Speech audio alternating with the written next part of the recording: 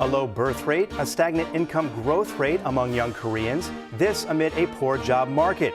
There are plenty of reasons to be concerned about the direction of the country, especially if you're in your 20s or 30s.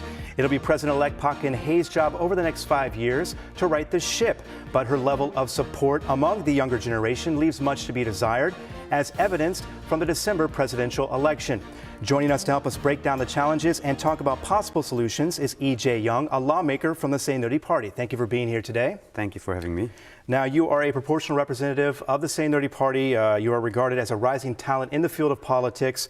You're also one of the younger members within the National Assembly. What is at the top of your to-do list right now? What priorities are you facing? Well, thanks for the kind introduction. I am part of the younger part of the members, but I'm not sure if I'm talented. But anyways, let me just give you a little brief of what has happened to me or for me for past 7 months. Last year, the 7 months since I've been elected, obviously one of my major goals was to contribute in the presidential election. And through that process, I've had a very good learning experience, getting familiarized myself with this environment as to live as a member, as a lawmaker in Korea.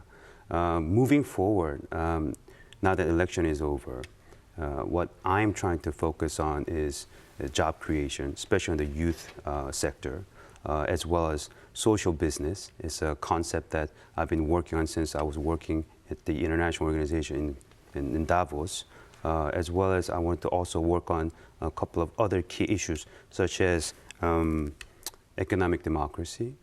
I'm part of the study group in Saenuri Party, and that has been one of the major key issues at the election. So I have 3 or 4 projects lined up right now, which will rise to the surface in coming months. And we're certainly going to talk about those projects a bit more in depth in a bit, but I do want to sort of talk about the context of this conversation and talk about you and your life story a bit. You were born in the United States. You have somewhat of a privileged background, as some might call it. And I bring this up only because some people may wonder if you are coming from a place where you can understand the trials and tribulations of the younger generation here in Korea. Seen as how you are one of the few younger representatives in the National Assembly, how can you relate to the sort of the plights of everyday younger Koreans right now? Well, I do, the fact that I was born in the States is a fact. And I'm always thankful for the fact that I had a very blessed life. But I don't think that precludes me from understanding what youth is going through. I went through the process. It might have been a very different experience, but relatively speaking, we all went through that existential questioning period. So I think in the end, it's about the attitude. It's an attitude whether that I'm willing to listen to the voice, whether I'm willing to think from their perspective. And in fact, I was moderating a couple of sessions at the National Assembly where we had a group of young college students who came to speak, express their opinions about the college tuition issue, as well as their living cost issue. I'm not going through that right now, but really opening up my mind and listening from their perspective, I think there is a tool for me to help them to maybe navigate through these issues. So in that sense, I go back to not maybe my particular experience is directly related to them, not that I had gone through what they're going through right now, but I can definitely be in a position where I can help them. So you're meeting with them, you're listening to these younger people. What are they telling you? What is the sense out there? What are they most concerned about? What are they asking you directly to do in your position that you're in right now? What are they asking you? I think mostly what young people want to hear from ourselves, lawmakers, is the fact that they have some place where they can go and feel and know that the person across the table is listening to them. Listening, that itself is a major contribution that I can have in their lives at this point. So what are they saying, though? What is their main concern? They're sort of airing their grievances or telling you about their troubles. What are they telling you? What are you hearing from them? Well, again, college tuition issue, for example, is telling us, they're telling us, look, this is right now the college tuition is becoming a very, very big burden on them. Not because not only they cannot pay, not only because they think it's unreasonable at this time, but it's also becoming the burden post-graduation. And that is also related to the job market. Right now, the youth unemployment in Korea is rising very fast, is 3 times more than the general average unemployment. And that issue is actually a global problem as well. So this youth is coming to me and say, look, we're not looking, we're talking about the college tuition issue, but it's not just a complaint. It's actually affecting our daily lives, and it's actually affecting our future as well. So from that perspective, they're asking us to come up with a policy, come up with a platform where they can feel that they are being looked after, that they feel that they can have a vision, they can have a dream, they can have a life moving forward. We're talking about the tuition fees, and President-elect Park has vowed to cut the price of tuition in half during her presidency. About 94% of the nation's universities have pledged to freeze their rates or even lower them this year. There's no doubt higher education is a positive thing. Obviously, it contributes greatly to society, but you talked a little bit about the problem there. People are graduating with degrees from college, and yet they're still not able to find jobs. It's so competitive. People are going to get extra certificates, certifications, and things like that. What do you do about that problem, the competitive atmosphere that really is keeping people from finding jobs once they graduate? This is one of the a problem that needs to be addressed at a broader level. We have to look at the macroeconomy at this level. I mean, this is a youth unemployment problem, but at the end of the day, without fixing the overall economy, we cannot solve this problem. Because today's issues that we have, and like I said, it's related to economy, we cannot resolve these issues with current theories that we know. We need to come up with new ways of thinking, new ways of solving problems.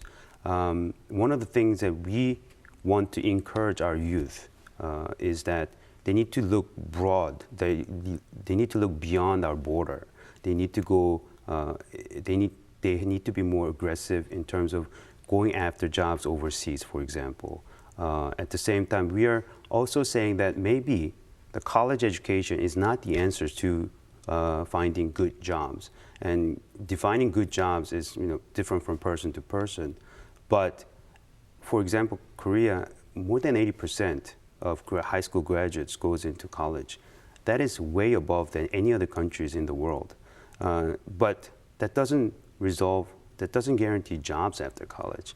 But sometimes, if you look other ways, and if you can find ways to get an education through high school, and then if that can land you a good job, that could be a solve as well.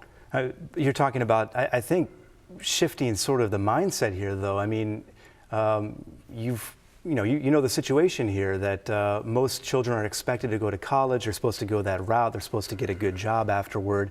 You're talking about maybe doing some sort of vocational training after high school and sort of pushing people in that direction. Is that right? Well, I think we're not saying that now the 84% needs to become 20%.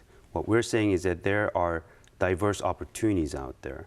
Today's world offers very different kind of job settings. Sometimes it's not only the college education that's going to land you a job. That's the fact right now. So that's a fact that we need to understand and accept, because it's not just Korea, it's a global phenomenon. So within that fact, within that reality, what we're trying to say is that, look, again, good jobs doesn't have to come with a college degree.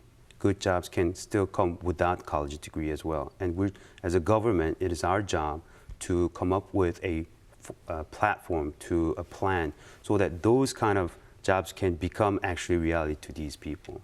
You mentioned the KMove program that President-elect Park is working on right now. We don't have final plans yet, but they will be coming here in the next coming weeks. What's your take on that attempt there, the KMove program, to get more Koreans to work overseas? How do you view that? Well, I'm 38 years old, and I've spent more than half of my life overseas.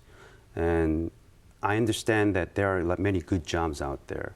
And when I was hiring, when I was in the hiring position in the States or even in Europe, I looked at many of the Korean applications. And even without any formal education or formal work experiences overseas, I took a risk by hiring a couple of them.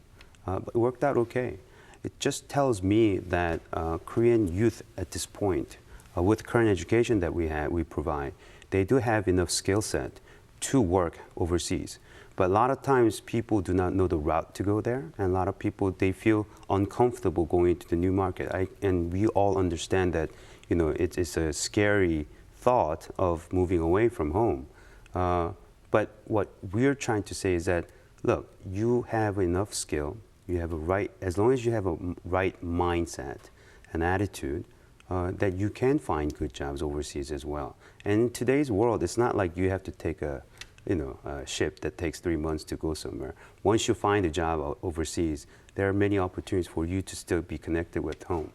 And I guess the question is, and this remains to be seen, of course, but it may benefit those individuals, of course, they're finding work overseas, but how, I guess, in turn, does it benefit Korea? What benefits does Korea get from this program? I think Korea is more and more is becoming a very influential member of the international community. A lot of people want to learn about Korea, and a lot of people want to communicate and interact with Korea. And youth as an ambassador for our country, once they go out and once they find jobs outside, they can become a goodwill ambassador from my perspective.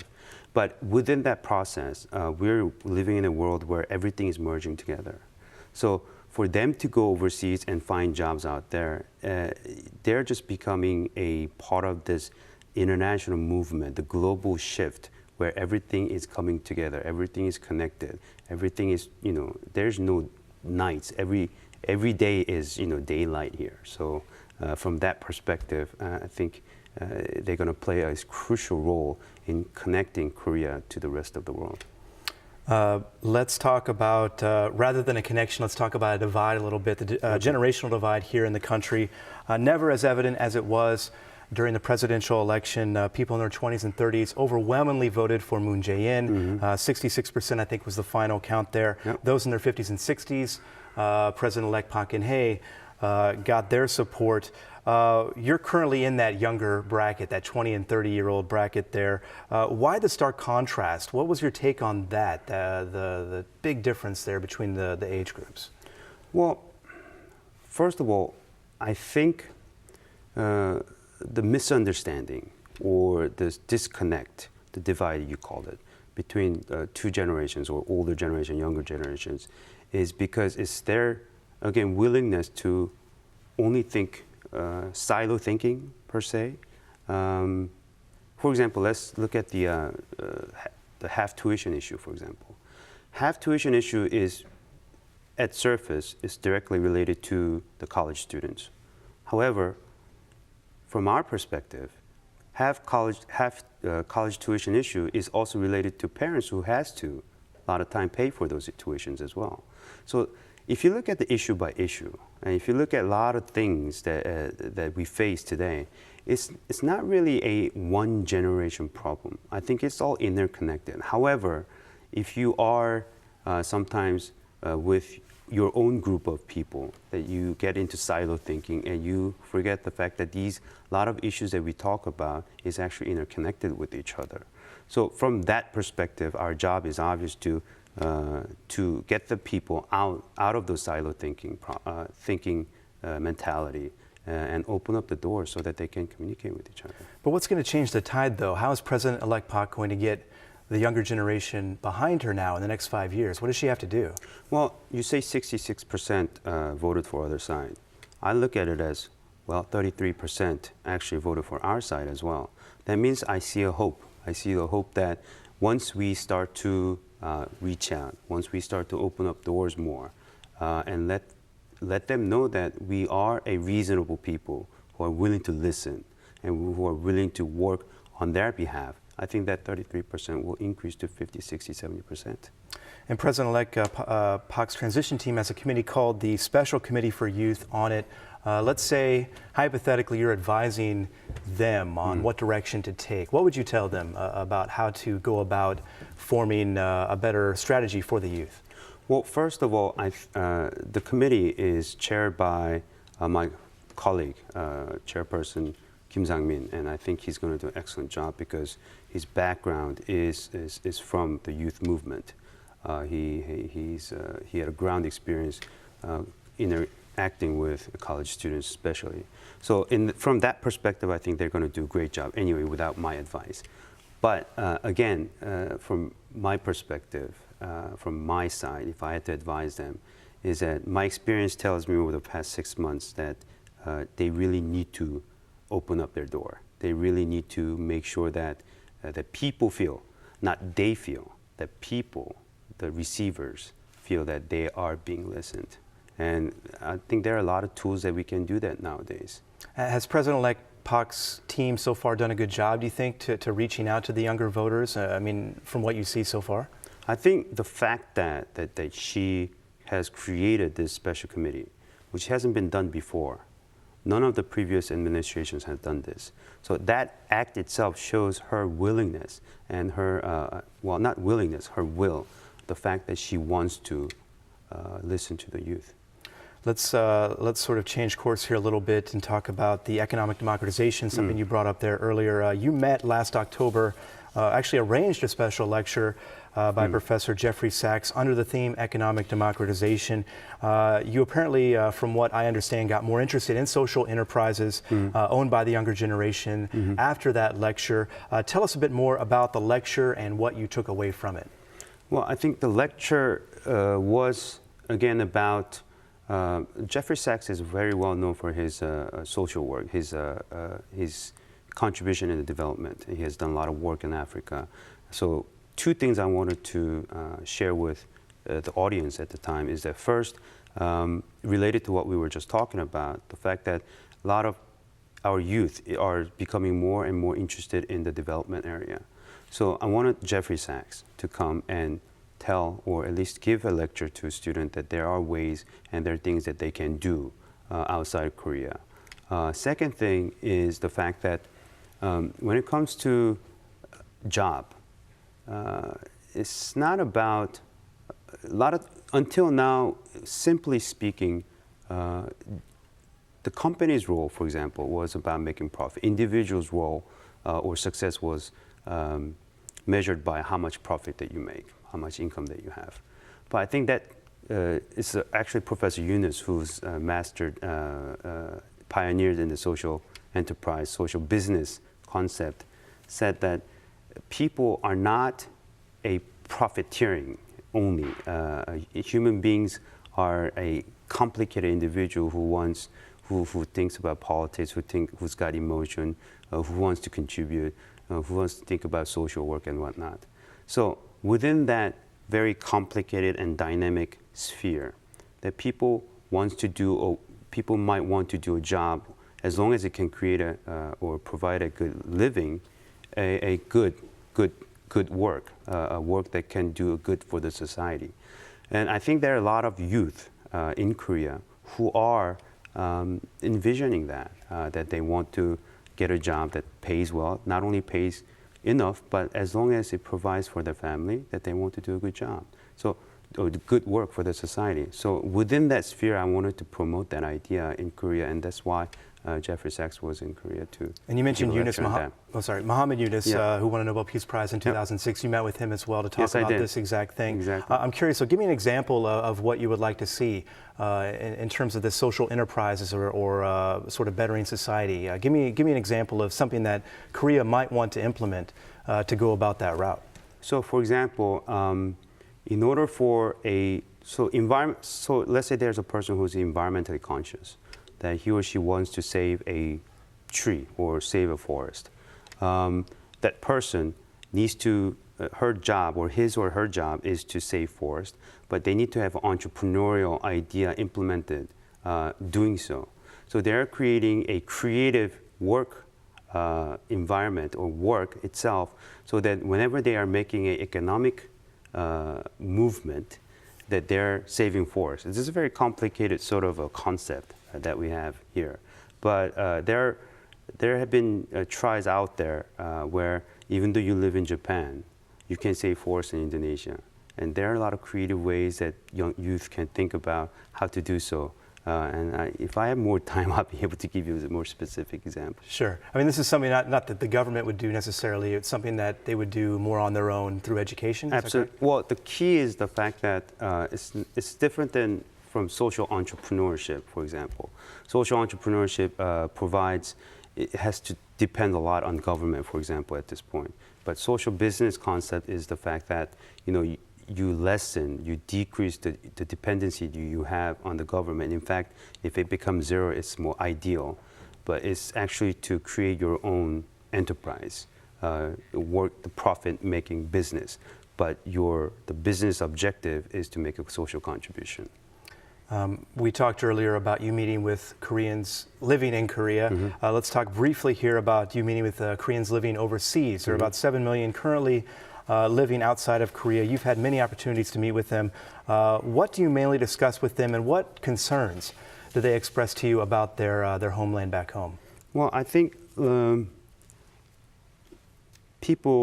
Koreans living outside, they all feel that having a having a good Korea is actually kind of fulfilling experience.